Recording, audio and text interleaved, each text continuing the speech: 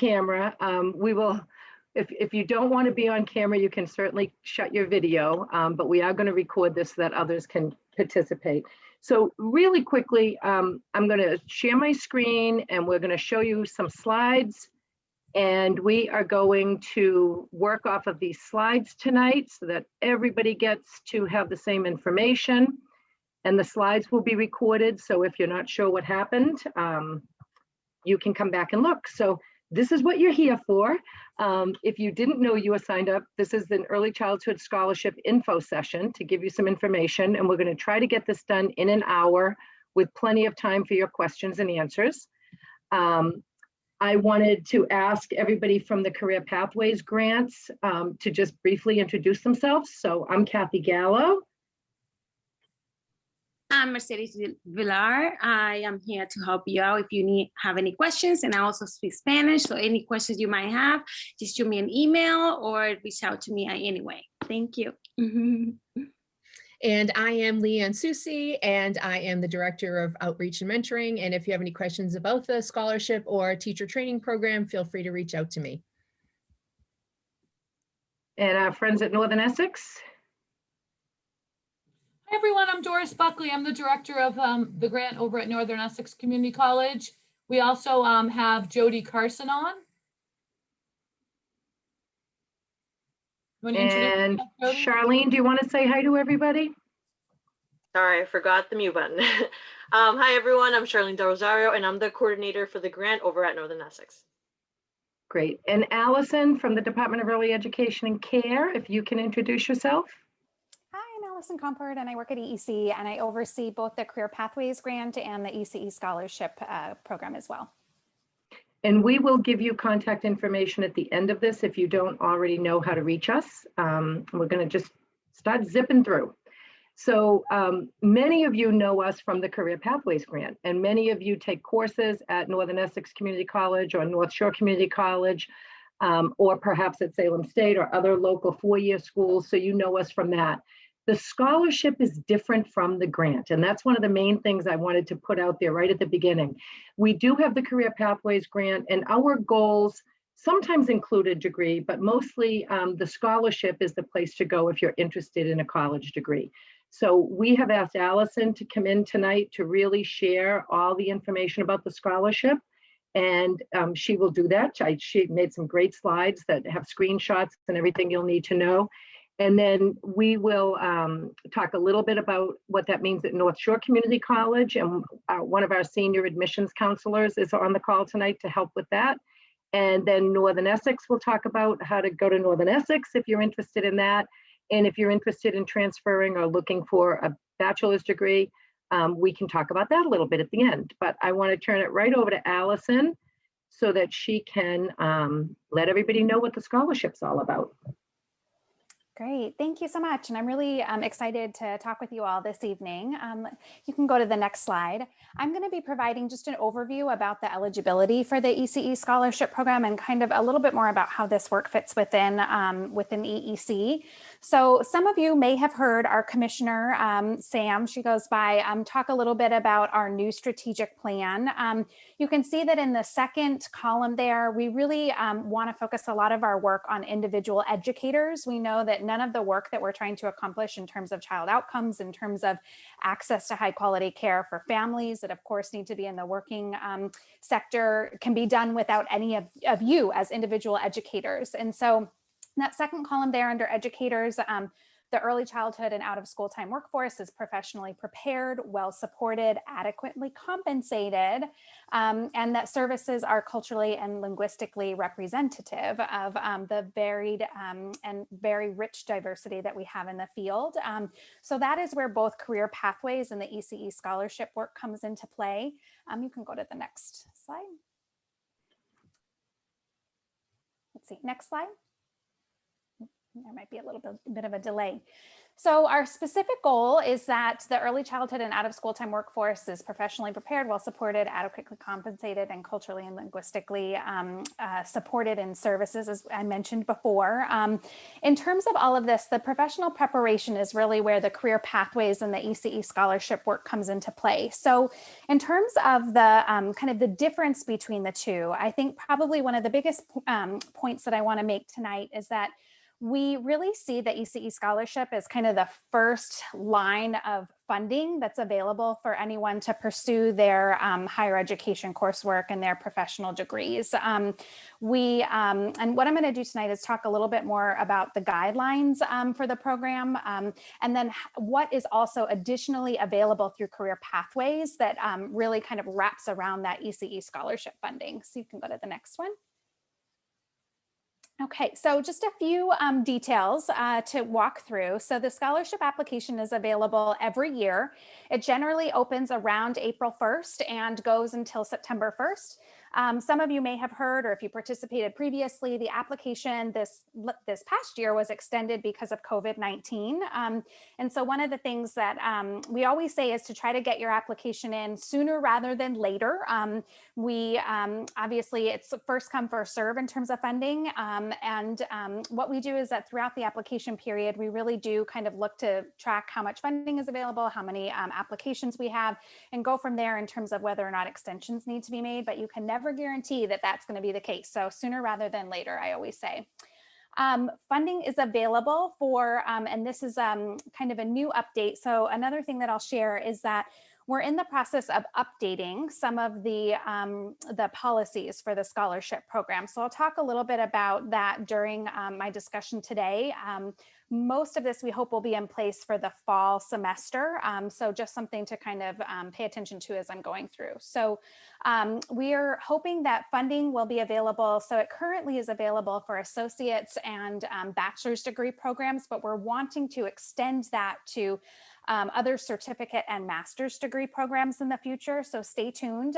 You might see that on some upcoming flyers and new correspondence that we have coming up. So for those of you that have your sights set on really continuing on and plowing forward, we hope that the scholarship will be able to support you in doing that. Funds are available for anyone that is specifically majoring in a field that states early childhood as its field of inquiry or its field of study. So for example, it would have to be, we really narrow down, and if you're curious in that list, we have a list of what the designated majors are that fall within being eligible versus non-eligible. So I'm also happy to share that, but it's really designed for people specifically that want to work in early care and education, that see this as their field, that have a commitment to staying in the field after they complete their degree in education. So right now the funding is available for up to 9 college credits. It's really, the scholarship program is designed for people that are pursuing their studies on a part-time basis. One of the things that we're hoping to do in the future is to increase that to 11 credits. So stay tuned. We might be able to get some additional funding out there for those 2 extra credits in the future. So again, we'll let you know about that in the fall. You have to be a Massachusetts permanent resident and a United States citizen or eligible non-citizen. There's various criteria, and where some of those requirements come into place is that they align with the federal financial aid criteria, which is designated by the U.S. Department of Education. And then you also have to have an active registry account. So that's something that Doris and Kathy and the team can help you guys. If you don't have a current registry account, or you don't even know what is the workforce registry, they can help you to get that set up. Next slide. Okay, so a few other things to note in terms of eligibility. You must currently be working in the field. As I mentioned, it's really designed for people that are pursuing their studies on a part-time basis, that are working in the field, and it has to be an EEC licensed or licensed exempt program. You can be working in center-based, family child care, out of school time, and it has to be for a minimum of 20 hours per week. So that also aligns with the with the Career Pathways project. You have to be working a minimum of 20 hours a week to be eligible for those services as well. And you must also be working for a minimum of 6 months. Some of this changed. Those of you who are involved or know of a colleague who was potentially previously, it used to be 1 year. You had to demonstrate employment for a period of 1 year, and then we were able to go down and reduce some of those requirements for a period of 6 months. And then even we went down a little bit further to 5 months during the most recent application period. And what we're hoping to do, and again, this is pending approval, is to retain that 6-month period. So we understand that people might have to take a leave of absence because of a maternity leave, or be in between employers, but still very much actively seeking and interviewing for their next position. And we don't want that to kind of be held against you in terms of your eligibility. So just one thing to note there. And then you must also continue employment at your program while you're earning your degree. So it's really, like I said before, designed for people that are working in the field. And then another piece to note is that you must be matriculated at a college or a university. And Kathy and Doris and the team can talk a little bit about what does it mean to be matriculated and what do you have to do to meet that criteria. Next slide. Okay, so on the flip side, you're not eligible for the scholarship program if any of those don't kind of match your current situation. So you're not living in Massachusetts, you're not currently a US citizen or eligible non-citizen, you're not working a minimum of 20 hours or 6 months. Another thing to note is that if you're currently in default status or you have a previous record that hasn't been cleared through federal financial aid, that unfortunately does disqualify you from this project. And also if you have a prior bachelor's degree. Unfortunately, this is designed for folks who are continuing to get their first associate's or their first bachelor's degree, not for people that are returning to school who have previously gotten as high as a bachelor's degree. So another thing to note there.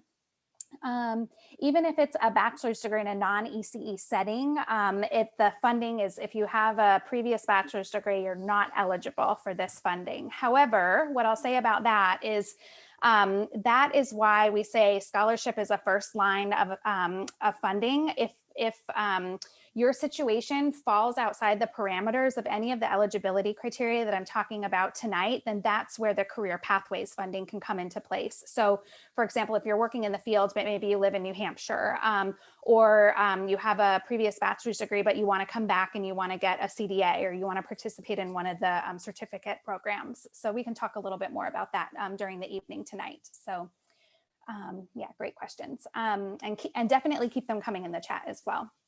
Let me see, if you're not enrolled, so that's where the matriculation comes into play. You have to have declared a major at an institution to be able to participate in scholarship. So I do want to note that as well. Let me see if there's any other questions. A bachelor's degree from abroad, that's a different country. So in those instances, normally you're not eligible.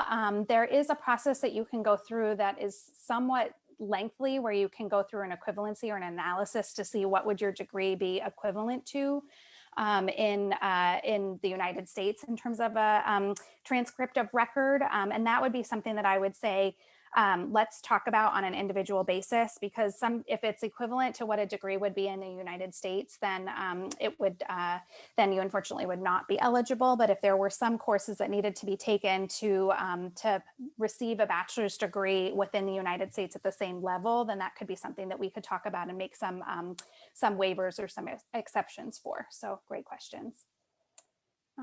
Okay, next slide. Back to the previous one. So yeah, that one. Okay. So some of you are probably wondering, well, how much do I get if I'm eligible for the ECE scholarship program? So the funding allotments are set up per credit. Now, I had mentioned before, the funding is currently for 9 college credits. However, we're hoping to go to 11 college credits for the fall semester. So when you calculate the current allotment, so it's $4,500 for a public university, we're hoping to increase that to $5,500. And you can see, depending on what institution that you go to, that, so in your instance here, it would be for community college, $250 per credit for a maximum of right now 2,250 and hopefully soon 2,750. However, the great thing is that if you're taking classes at one of the community colleges and then you want to continue at a four-year institution, then the award amount goes up to reflect the tuition levels at those other institutions. I should also say too, in terms of funding, we get questions about is funding available for the summer semester? Traditionally, funding, it depends on how much money remains for the project. So that's why I also say get your application in sooner rather than later. Funding is made available for fall and spring semester. And if there is funding available still, then it can be awarded for summer semester. So my understanding is that from most implementation waves, there has not been funding for summer semester. But I think that that's, again, where the career pathways supports can come into play. If you don't want to lose momentum and you're pursuing your studies, that we can think about how do we kind of marry the two funding streams to support your aspirations. Go to the next slide. So in terms of the application process, and these resources will be made available to you after our discussion today. So this is just a little bit about the cycle. What are the steps that have to happen? So first, you have to submit a FAFSA application, which is why we're doing this information session this evening, because we want to allow plenty of time before that April 1st application opens for scholarship to complete your FAFSA.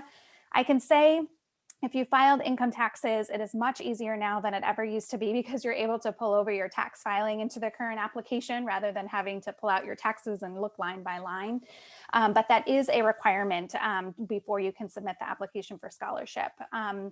So then your application is first reviewed by the Office of Higher Education. This project is jointly managed and coordinated with the Department of Higher Education and EEC. So they review your application. They determine whether or not you're eligible based off of some of the criteria that we mentioned previously, and then they forward your application to EEC. And really what we do at EEC is that we verify your registry account, your PQR number is up to date and yet you're current in the registry. We verify your employment information, that you're still currently employed at one of the eligible programs. And those are the key criteria that we look for. And then we're able to verify all of that information and send your application back over to the Office of Higher Education that then officially kind of processes your award, mails your award letter, and works with the college's financial aid office to go ahead and designate your award amount. So typically the award amount is added or processed to your account after the add drop period has happened. I know sometimes I get questions when the semester first opens, or if you've been registered for a course, there might be a couple of weeks where your college needs to certify your enrollment in the institution, and then the funds will officially post to your account. But I did want to share that. Next slide. Okay, so I have a few screenshots. Some of you might be wondering, what does the application entail? What exactly do I have to do? I'm wondering, do you guys want to, Kathy, let me ask you this. Do you want to, I can pause here and we can circle back to this as time allows, or do you want me to continue? I think it's okay to continue, Allison, and then we can field questions as we get further along. I think it's good to look at the application, actually.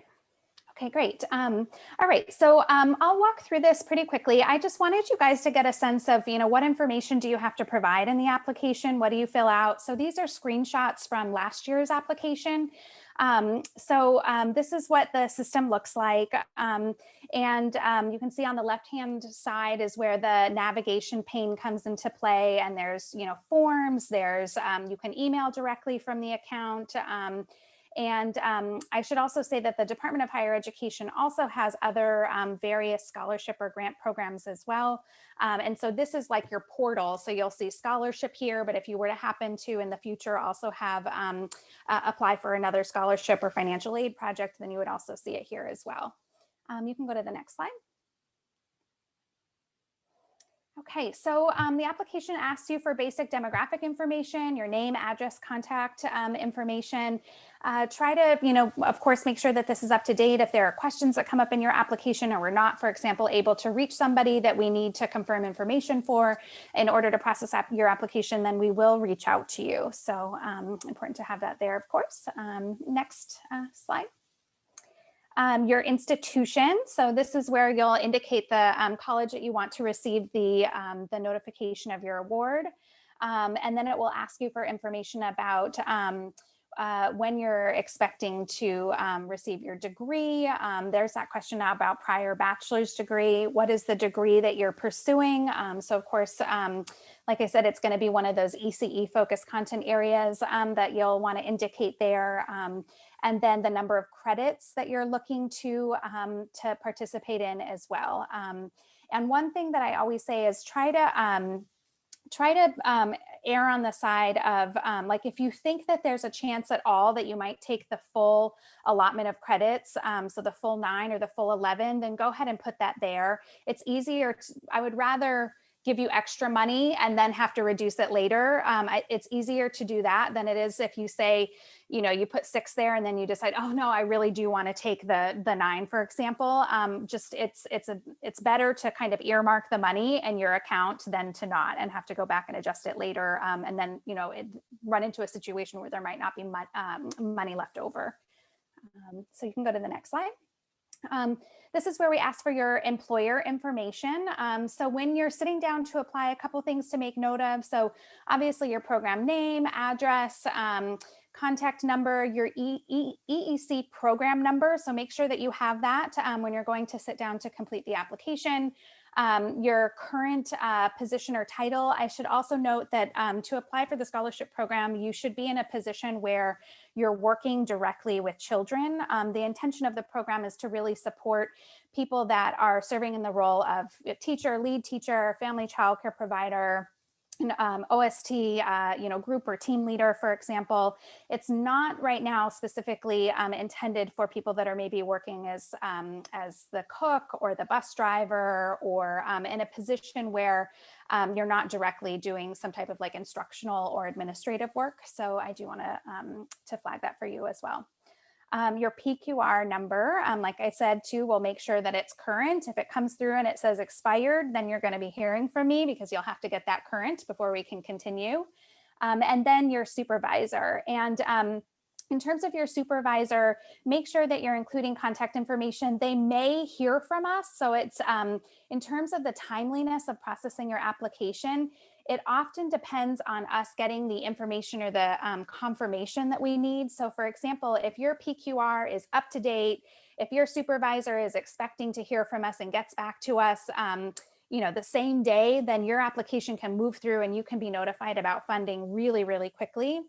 On the flip side, if you have to go in and we have to wait for you to update your PQR or we don't hear back from your supervisor in a timely way, then it can take longer. So I do want to make sure that folks are prepared about for that as well. Oh, great question. If you're self-employed,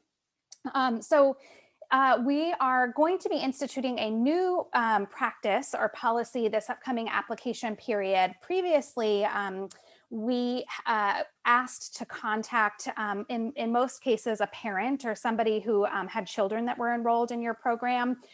We want to move away from that practice. And so what we're going to be doing is we'll need to essentially have an attestation or a confirmation from somebody who can speak to your program operations. So that could be a CCR&R, that could be your childcare licensor, that could be a coach or a mentor that you've been working with. Another thing that we'll also try to do, obviously we have these data systems within EEC, is that we're working to try to gain access to, for me, I should say, to get access to be able to confirm that information internally, and then we'll just confirm that nothing has changed during that period of time. So we're trying to essentially own that verification process within EEC rather than putting it out to parents, because it's just a burden, and I know that sometimes they feel uncomfortable hearing from the state in regards to these matters. So hopefully that answers that. Let's see, a home visitor. Can you be eligible if you're a home visitor? The program is not specifically designed right now for home visitors. I know that sometimes like Head Start programs, they have people that offer care in a multitude of different formats, or they have home visitors or behavioral health staff. Like I said, it's really designed so if you have an aide, an assistant, if you yourself are a lead classroom educator, I know that, of course, if you're going into families' homes, that you're doing educational services, but it's just not the legal language that allows us to approve people according to this funding stream. So, Allison, I think that particular question related to whether or not a home visitor or a home supervisor from a family child care system could be the supervisor person that could vouch for them. Yes. Thank you for clarifying that. So yes, so if you're engaged with an FCC system, then yes, they can be the ones to do your employment verification. So yeah, great question. Okay, next slide. Okay, so again, so this is all, kind of reflects a lot of the eligibility criteria that I had mentioned previously. So the number of hours worked, the number of hours that the program is in operation. So the previous employer information here, if you've had a gap in your employment or you haven't been in your current employment context for at least 6 months, then we would ask that you include your previous employer, because what we're trying to look is, even if not within one employer, can you demonstrate at least 6 months of employment experience within a continuum, within your new job and then your previous job as well. Okay, and next slide.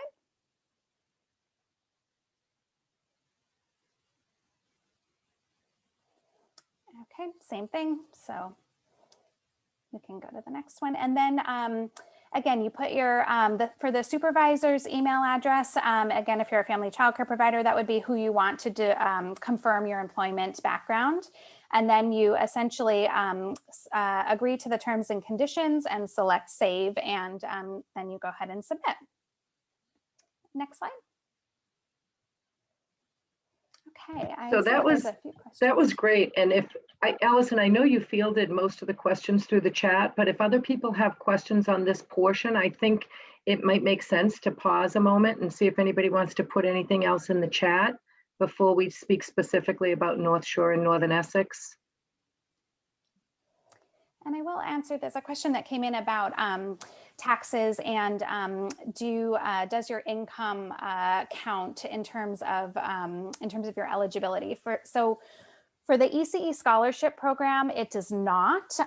There aren't income thresholds that would make you ineligible. It's really, again, like I said, the primary focus is, are you working in the field in an eligible program and to the number of hours that the program looks for.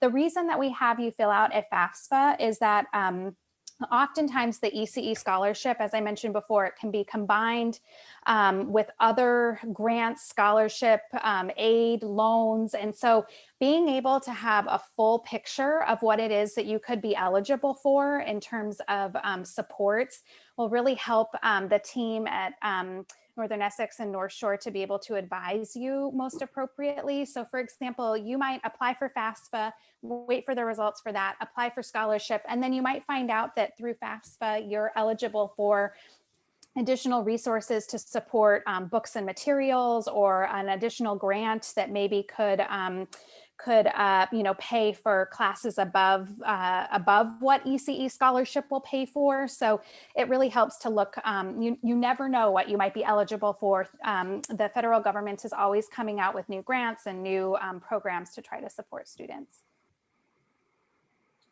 Allison, did you see the questions that are coming in here? There's some good ones. Yeah, let me go back up Especially here. with COVID. Am I eligible if I took this school year off due to COVID, but will be returning to my previous job in the fall that I was working at for 7 years? Yes. What part of the, so what I would probably say is yes, with the caveat that some of the reason why I said provisional or pending approval is that we really tried to build in as much flexibility as we could into the program during this last application round. I would imagine that those flexibilities, because of COVID, we're still in the midst of the pandemic, are going to be continuing. I can't say definitively for sure though, until the guidelines are fully approved and finalized, but I know that it's of course in the best interest of all of you as educators that we want to, we want to support you. We want to be as flexible as we can. We just have to have final approval to be able to have those kind of COVID flexibilities that were in place continue on. But I don't see a reason why that would not be the case. Let me see. And then when can we submit the application? So April 1st right now is the opening deadline. And I'm sure that the team, once the application goes live, will be sending you guys all email blasts. So you will be probably hearing from everyone more than you want to in regards to the scholarship application. Let me see. If you're an FCC and choose to close due to COVID, but you're maintaining your license, I think that would depend, again, on, some of, I would say probably the part that we handle the most sensitively and really on a more individualized basis is this employment verification, because we understand that there are a multitude of different reasons why you step away from your program or you step away from a position. So I think that, that would be a situation where I would say we would probably reach out to you and ask for additional information if you've stepped away from your role. Like, are you planning on opening another program after COVID? Is your intention still to stay in the field? As long as you meet those core eligibility pieces, like I said, we want to have as much flexibility because of the pandemic as we can. Let me see, just looking at some of the questions, and some of them are very individually specific. So maybe we should continue on and then stay at the end to answer all of those really individualized questions so that we can get through for everybody else that only factored in an hour for us tonight, if that's okay. And we'll go back. We'll make sure we get through all the questions once we get through this. We'll stay later than 7:30 if we need to, but I think that some of them now are getting very, very specific about your individual situation. So. Sure, and I'll also say you guys can always reach out to me as well after this event. We'll share our information, and if there's some clarification that I can provide, I'm happy to work with you. So absolutely. Perfect. So I'm going to just grab the reins now for North Shore Community College, our beautiful buildings that we haven't been in almost a year. But we are in Lynn and in Danvers, and we service people in most of those areas. And the Career Pathways in Early Ed grant is funded by the Department of Early Education and Care. We work closely with Allison on that. And I'm just going to show a few slides about North Shore, but we have courses through the Career Pathways grant for teacher certification, lead teacher certification, Director 1 and Director 2, and they come in all different modalities. Right now, everything is remote. Somebody asked that question. In the fall, I believe it will be that almost everything is remote or remote hybrid. So some will be Zoom meetings, some will be fully online. We also have two college certificates. One is the Infant Toddler Certificate Program, and the other is called the Early Childhood Certificate Program. And those two certificates lead directly to the associate's degree at North Shore Community College. And I know so many of you on this call have your CDA or are possibly working on your CDA credential, and that fits our early childhood certificate on your way to the associate's degree, which is our degree in early childhood education. And Allison mentioned this already. One of the very first things you need to do if you're interested in applying for the scholarship is to start now. So you should complete your FAFSA, which is the Federal Financial Aid. And Allison already mentioned what I haven't read on this slide, but you don't have to be eligible for financial aid in order to receive the scholarship. So a lot of people will say, I'm not eligible, my husband makes too much money. Or we know the early childhood people don't all make too much money, but sometimes you have a spouse or another job where you make a lot of money. That's okay. That's not going to affect your eligibility. But as Allison said, we can work with that to move you through faster.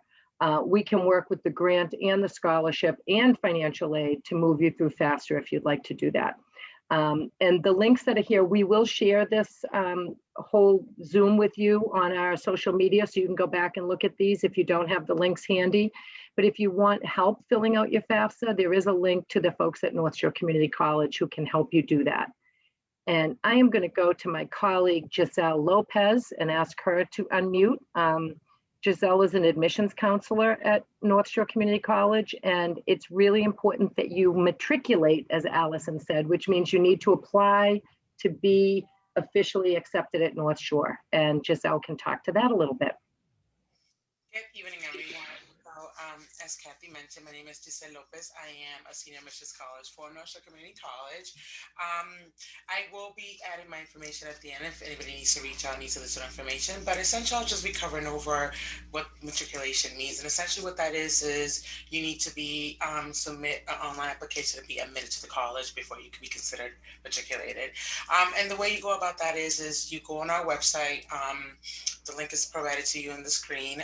You go to northshore.edu to be able to apply online. So we have a very easy, very quick online application where you fill that out, and upon submission, you're asked to submit your high school record. Now, I know there was a few questions about like if you study abroad and things like that. So essentially, all a student needs to be admitted is proof of high school completion, whether you graduated high school, whether you did GED high SED, whether you even graduated from a high school abroad. Now, if you did graduate from high school abroad, there's no need to actually get those documents translated or evaluated for high school. As long as we could read your full name and your graduation date, that document will suffice. And so once you submit the application and upload your high school record, then you would be officially admitted to the college within 2 to 3 days. And so once that happens, then you go through the process of the enrollment. So you go through testing if needed. Every student coming in must take a placement test that covers reading, writing, and math to determine which courses you can register for. Depending if you're like a transfer student, like you attended a U.S. college before, you may or may not need to test, but we could determine that once you start that application process. So once the testing is done, simultaneously you work on your FAFSA, but you would have already done this by that point. The one thing I did wanted to point out is that North Shore does have, through the Student Financial Services Office, does have financial aid counselors who can assist you. However, due to the fact that you will be trying to do this, your FAFSA prior to applying to the college, you may not be able to get an appointment with the Financial Services Office. So for that purpose, we actually also have another office on our campus. It's called the Education Opportunity Center, or EOC. They can also schedule one-on-one virtual appointments with you to help you fill out the FAFSA. And the good thing with that one is that you do not need to be a North Shore Community College student. You could be planning to go anywhere, and you could obtain an appointment to get financial aid assistance. So then once you do all of those steps, then comes the fun part of like all the matriculation, like orientation and things like that. But then the final thing that I wanted to just sort of mention is that upon being accepted to North Shore Community College, whether you're doing a certificate or an associate's, whether you're starting off with a quick course, you now have access to all of our student support services, all of our resources. So we do have like academic advice, and we have the tutoring center, we have career placement, we have, like crisis management. All those resources are already available to all of our students. So not only would you have the assistance of Kathy from the early childhood program, but you also have assistance from all the different resources and offices in our college to sort of help you succeed and guide you through your educational goals. That's great. Thank you. Yeah, as I mentioned earlier, I'll leave my contact information at the end if you have additional questions. Thanks, Giselle. And I just want to highlight, when you do fill out your admissions application at North Shore, you want to make sure that you put early childhood education as your degree. If you go to elementary or human services or something else, it's not going to fulfill the scholarship requirements. So you want to make sure it's early childhood education. And don't be nervous about any of the tests that Giselle mentioned. Those will occur and you'll get through them, but we'll walk you through that process when the time is right for you. Our initial early childhood courses, you do not have to take the placement test first. We'll get you in, we'll get you confident and comfortable and better at writing, and then we'll get you in to take those tests. But if you're coming straight out of high school, go take the exams. But if you're nervous about that, we'll work with you on that. Thanks, Giselle. So our contact information is here. I oversee the grant along with Mercedes and Leanne, and we have a Facebook page. If you're on Facebook, please look up Region 3 Partnership and give us a like, and then you'll see all the information posted there right away. And it's a little bit easier to access than our website. And I'm going to send it over to Doris and Charlene. Hi, everyone. I'm Doris from Northern Essex Community College, and I'm here with Charlene Del Rosario. And we're here to support you in any way we can. This is a picture of a couple of our campuses. We actually have 3 different buildings in Lawrence, 3 or 4, but this is one of our main campuses in Lawrence, as well as one of our main campuses in Haverhill. Next slide, please. So this slide just kind of highlights just some of the programs that we have. We do have cohorts with bilingual support. So we have some courses that actually have a bilingual assistant in it. If that's something that is of interest to you, we have a CDA Plus program, a director certificate. And, you know, both Kathy and I, the courses that we're running at the colleges, we try to give you any of those extra supports, such as textbooks and other materials with funding from the grant. Next slide, please. So we do have the CDA program. We have courses that lead to all the different levels of ECE certification, teacher, lead teacher, director 1, director 2. We also have a director certificate pathway. This is a great option for maybe career changers. Maybe you were working in another field and now you're working in early childhood, and you know, you might not want to do the full associate's degree, but you want to have a certificate at the end of your course of study. The nice thing about a director certificate is it stacks. All of our programs stack right into one another. So the director certificate stacks right into the associate's degree if you you know, if you finish that and you want to just continue on. Next slide. So you have to apply to matriculate to the college, and it's a really easy process. I put the link up here, and this is what you'll see when you go to the website, and you'll see different options here. If you're an international student, there's a link for you. If you've been out of high school for a while, there's a link there. So it's an easy application to matriculate. But again, just like Kathy said, for North Shore, you do have to declare your major as early childhood education. Next slide. We have a whole department to support you with your FAFSA. And I've actually been working with one of our admissions counselors, coordinators, Monse Stark. And she's going to be, she's actually put together, we're going to be having an information session on March 11th at 6:30 to help you with the application process and the FAFSA. So make sure that you get in touch with Charlene or I if you want to get registered for that. But information can also be sent directly to their office. They have people available to help you whenever you're ready to start the FAFSA and if you have any questions along the way. Next slide. So, yeah, I wrote information session coming soon. I just got confirmation this afternoon that we're going to have this session on March 11th at 6:30. You can also look at our website for more information, and I have our information to get in touch with either myself or Charlene here. And we also have a Facebook page, NECC Early Childhood Education. That was amazingly brief, Doris. Good job. We said we wanted to save time for questions.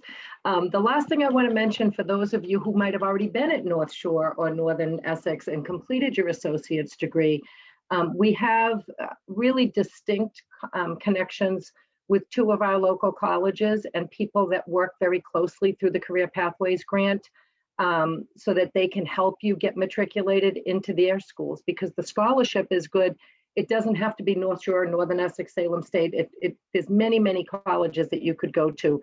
But if you're interested in Merrimack or Salem State because they have a really close transfer compact with us and your whole associate's degree fits into the programming, you would want to contact Johanna Morgan at Salem State or Erica Rinaldi at Merrimack, and they could support you with your matriculation at those schools if those were of interest to you. So now we have plenty of time, and I saw the chat blowing up, so I'm going to stop sharing my screen and we'll devote the rest of our time to the questions that are in the chat. Yeah, and I'll jump in. I've been kind of scanning the questions as we've been talking, and there was one in response to, you know, what if you want to take more than the 9 or the hopefully soon 11 credits?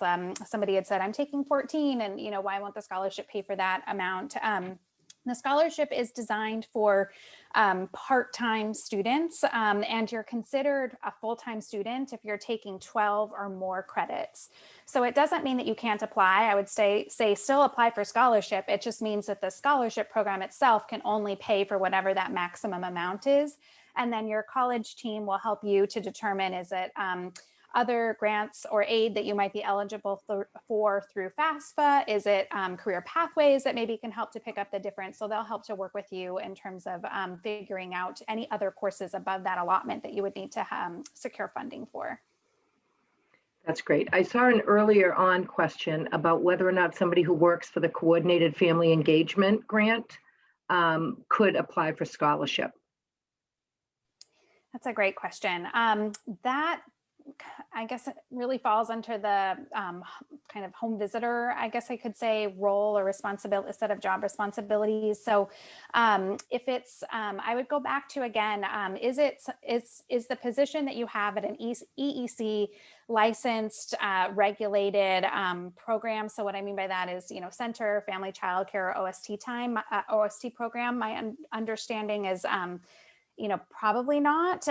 If it's a CFCE grantee, and are you in a position, like I said, not working in a home visitor, but as an educator, like a teacher assistant, family childcare, lead teacher, for example. So in some instances, I've seen that, that a grantee, does fall within that eligibility criteria, but it's not common.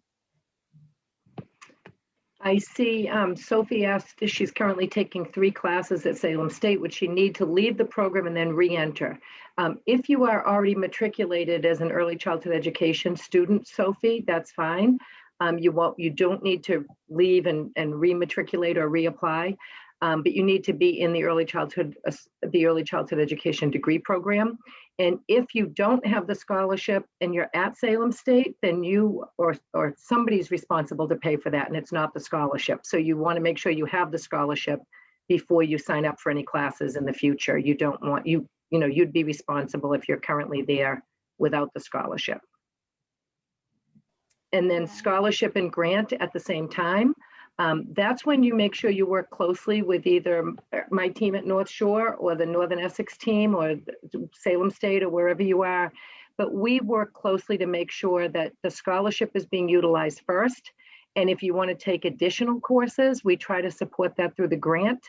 But this is not about getting a check back or, using the grant instead of the scholarship. This is about maximizing state tax dollars, because these are all your hard-earned tax dollars. We don't want anybody utilizing it in a way that's not appropriate. So we get a list of who gets the scholarship and we contact you and we say, we'll help you with advising, we'll support you choosing your classes, we'll give you what you need. And then maybe over the summer, the grant will kick in and pay for a course for you. Or if you wanted to take a 6-credit course and a 3-credit and you didn't apply for the 9, we try to help like that and support you in between so that you can come out with little or no debt on your own. But it's not about using one before the scholarship is always used before the grant. And we can help you figure that. We figured that out actually, so. Yeah, and I see a PQR question, Allison. Did you see that? I didn't, but I see two I'll answer quickly and then let's circle back to the PQR. One was around, do you have to utilize the scholarship funding in the same year? So yes, so you have to reapply for the scholarship each and every year that you want to receive funding. If you have been deemed eligible but you didn't use all the money in a given year, so that, total maximum up to 9 credits, it's been in existence now, it doesn't like carry over and get added to what you'll be awarded for this upcoming year. So I always say, like I said, apply. And, that way you can hopefully have access to the maximum amount of funding that you might want to use. If you don't use it, it gets kind of put back into the pot. And then you'll have to, like I said, reapply that next following year. And then I also saw a question about what if I have my associate's degree already, but I want to take my bachelor's, pursue my bachelor's in early childhood. So you can definitely do that as long as you don't have a bachelor's degree in from another institution or in another major.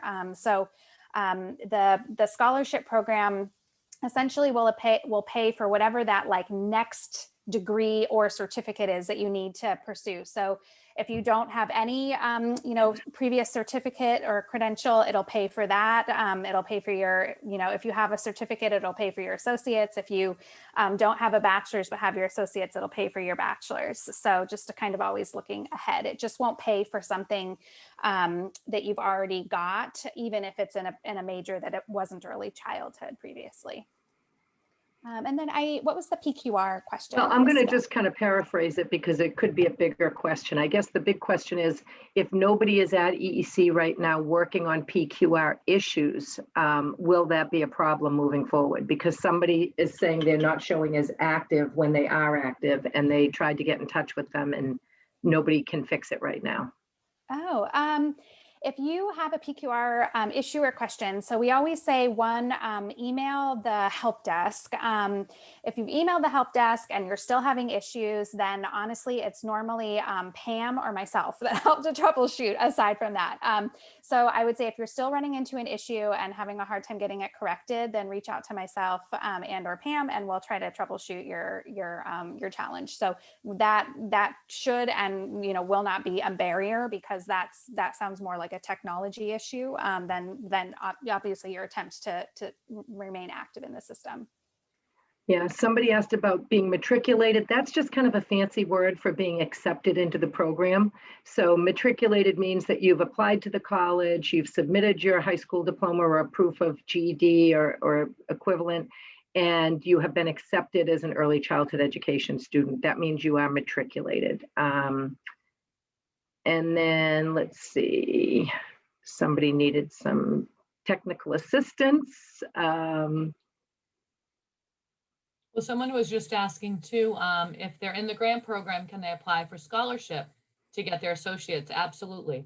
Yeah, that's what you're supposed to do. Yep. Absolutely. Yep, you bet.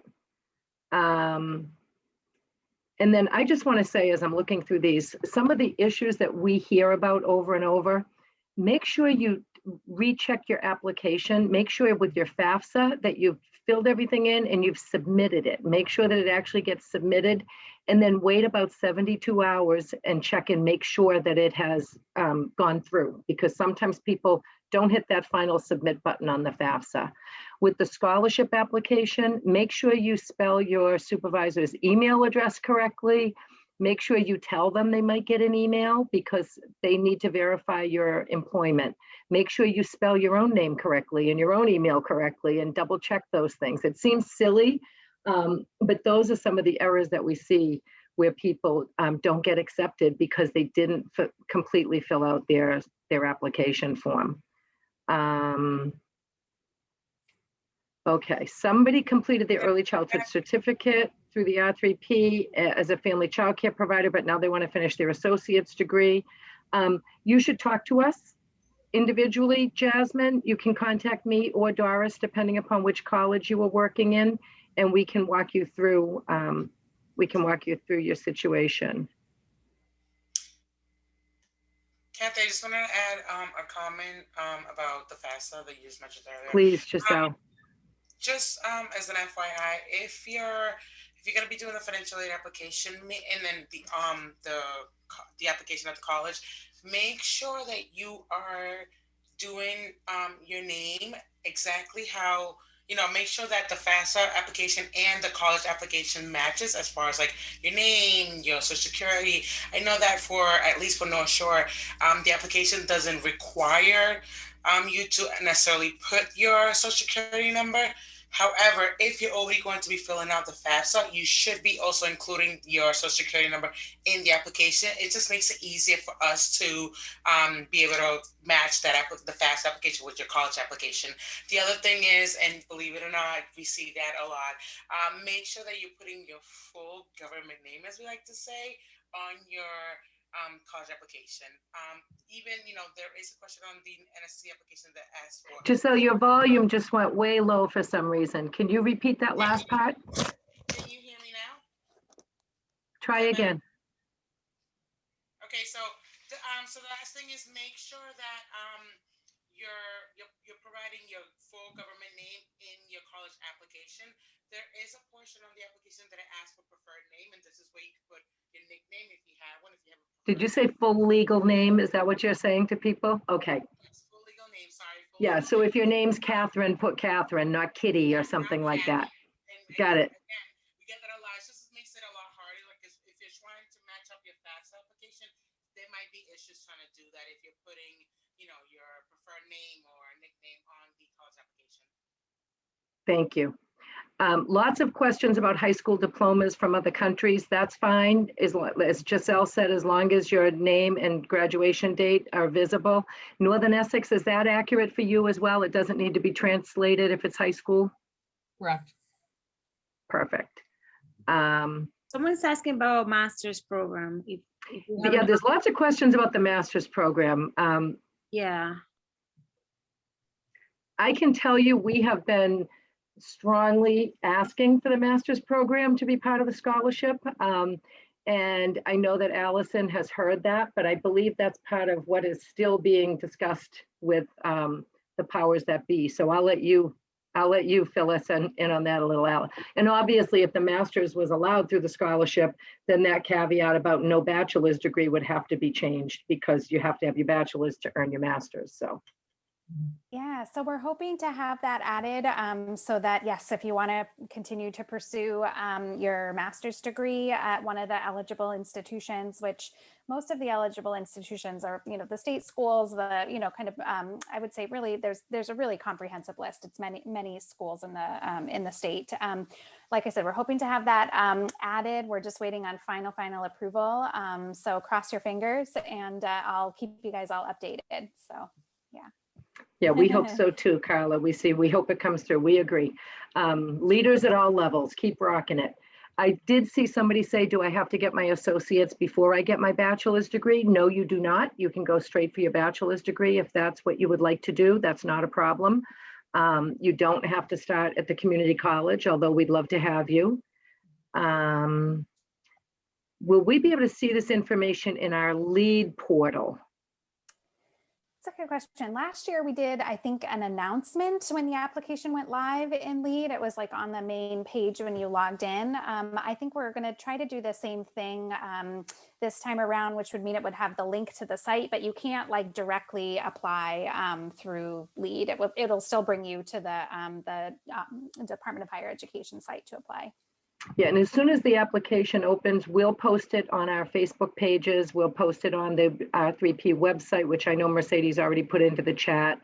I saw another one, previous college transfer credit. We don't have an expiration date on that at the community college. I know 4-year schools used to have a 7-year cutoff. I don't know if that's still true. I don't know if anybody else can speak to that. But at our school, as long as you have a C or better, you can transfer it in, even if it was 10 or 12 years ago, or more. We don't look at the dates anymore. And Allison, somebody's asking if you'd put your contact in the chat, and I think you are doing that right now. Thank you. We'll post this for everybody on our sites, as we said. And I just want to say, and Ashley, I keep looking over at you. We asked a lot of our current scholarship recipients to give us a little information on what the scholarship meant for them. And I took another look at it today after I had already sent it to Allison. And a couple of people said, this changed my life. It made me be able to, and see that, if you can see Ashley and she's nodding her head, she's one of the ones who said this changed my life.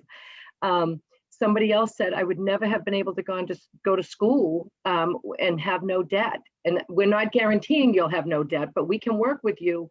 And if you work in the right steps and through the right progress, you don't have to take out loans to get your early childhood degree with the options that we have. So really, it can be life-changing. It can be life-changing. And we want to try to get it to as many people as possible. And Lindo, I saw your question.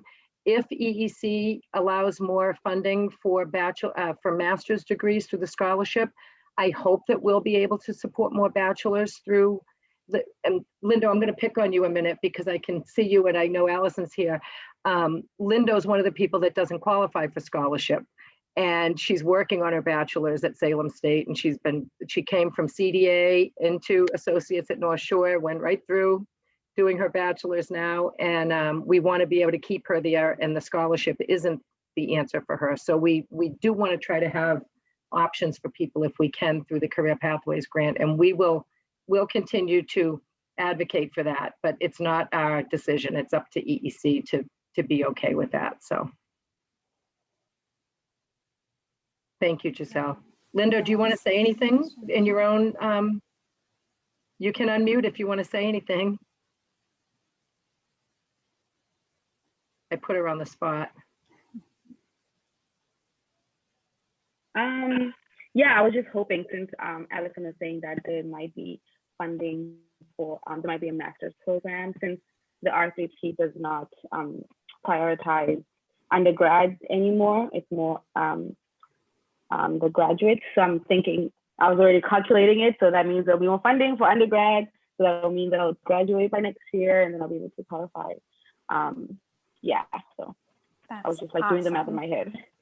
It's really exciting. And what I'll say, so one of the reasons that I started this conversation was saying like scholarship is your first line of funding is because as you guys saw from some of the criteria that I gave tonight, the scholarship program is a bit more fixed in the sense that there are some federal criteria that the program has to align and map to.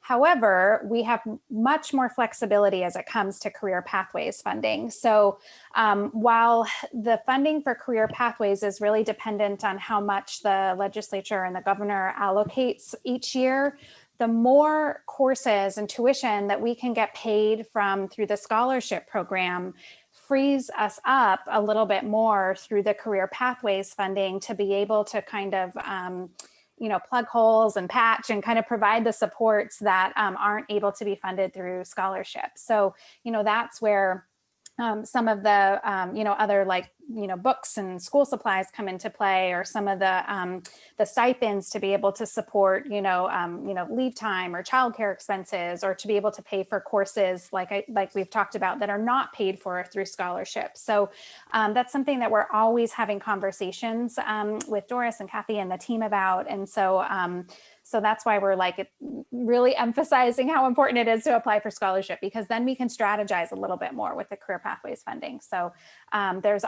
we're always having conversations about what we can do. So, yeah. And you have much more option with the scholarship. I know a lot of you really get connected to us and you don't want to leave us and you don't want to leave the grant, but with the scholarship, and I'm not just speaking to you, Linda, because I know you're ready, but you just aren't eligible for it. With the scholarship, you can decide what classes you want to take. We don't offer the general ed courses like the composition one and the history or psychology, things like that. So if you want to finish your degree, you're going to need to branch off and get the scholarship for those things. And we'll still support you and we'll still guide you and give you advising, and you can chat with us at any time about what you should take. But it's really, really important to go scholarship first. I think we had less than 15 students this year at North Shore on scholarship. And I think that's a shame because it's out there for you. You have to rely on that before you rely on the grant. So we want to build that number at Northern Essex and North Shore. We really want to build that number for folks. So please apply. Yeah. And one thing that I'll say that I think is amazing is I'm always asking people that I work with for stories, like tell me how participating in scholarship and in career pathways has helped you advance your career and to reach your career objectives. And you would be astonished by how many people I talk to that say, like myself, I started as a teacher. I was a toddler teacher assistant and, slowly started to take classes. And while I didn't live in Massachusetts at the time, I wasn't a scholarship recipient. There are so many people that were scholarship recipients that are now grant coordinators. So they essentially do what Kathy is doing. They're working for PDCs, doing coaching. And so it's really been amazing to see, they're owners of early learning centers and programs. And so it's been really amazing to see how people have utilized the courses and the career progression to really take on new challenges in the field. And I'm looking, I don't want to embarrass you, Maureen, but I'm looking at Maureen, who the scholarship helped her earn her bachelor's degree a few years back. And now she's got a much bigger job and she's our community partner. Do you want to say anything, Maureen? Hi, Kathy. No Well, pressure. I'm just listening and I'm laughing. I'm like, I think they're talking about me because I'm Maureen Gleckner and I'm the Education and Professional Development Manager at Pathways for Children and a Head Start program that services 11 communities on the North Shore. And I wouldn't be here without this program. I seriously wouldn't. I started as a single parent, had never gone to college, you know, graduated high school, and as an adult went back to school and said, I'm going to do this. And it just, between Kathy, Leanne, and everybody at North Shore and Salem State, Johanna, they are all amazing. And all you have to do is get a phone call. I don't know how you guys keep track of us all. Like, they always know who you are. They're like, yep, this is what you need to do. And you can do both. I always found that I had to coordinate the two, you know, the scholarship and the grant classes. And I got my bachelor's and I went through Salem State, North Shore and Salem State, and never paid for a class. Oh, no, wait a minute. I shouldn't say that. I think I paid for one class and I don't know why, but I did. But You were probably in a hurry to finish up and be done with it all. I think I was just like frustrated with something at one point. It was like, oh, forget it. After all of the classes I got paid for, I mean, I graduated and now I'm trying to get the rest of, you know, I'm trying to help support a bunch of other people doing it now. So thank you. It's awesome. And I just want to be mindful of people's time because we're 7 minutes over. I'm happy to stay and answer questions. I know the rest of the team is, but we're also happy to have you stay this long with us. So thanks, and keep on learning and growing and doing the best you can for our little guys out there and making a difference.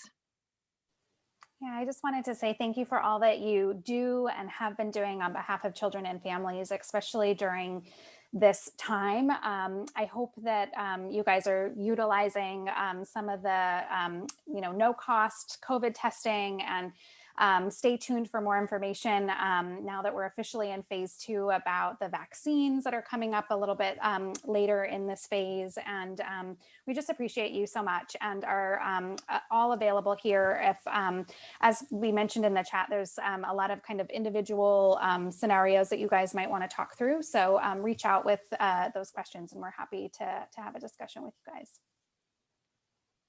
Thanks, everybody. Leanne, you can stop the recording and cue some rockin' music and we'll just, thanks.